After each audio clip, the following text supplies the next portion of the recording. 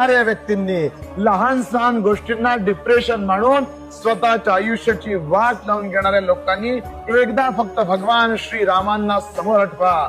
समस्त त्रिभुवनाचं स्वामित्व ज्या रामचंद्राने मिळणार होतं, संपूर्ण संपदा, संपूर्ण राज्य दुसऱ्या दिवशी हातात येणार होतं. आणि अद्या रात्री स्वतःच्या वडिलांनी बोलवून सांगितले की रामा, तुला उद्या राजासन मिळता, तुला वनवास भोगायला होणार आहे.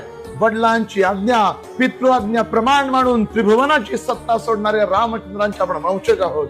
लक्षात घ्या, ज्या रामचंद्रांनी आपल्याला त्याग शिकवला, त्यागाची, वैराग्याची आदर्श मूर्ती, त्या रामचंद्रांचा जर आपण आदर्श मानत असू तर एक गोष्ट लक्षात ठेवा की छोट्या छोट्या गोष्टींनी खचून जाऊ नका. लहान सहान गोष्टी डिप्रेशन मानून आयुष्याची वाट लावून घेऊ नका. ज्याला आराध्य म्हणता, ज्याला स्वामी समर्थ म्हणून सगळ्या गोष्टींना समर्थ मानता, त्या समर्थांच्या चरणी लीन व्हा.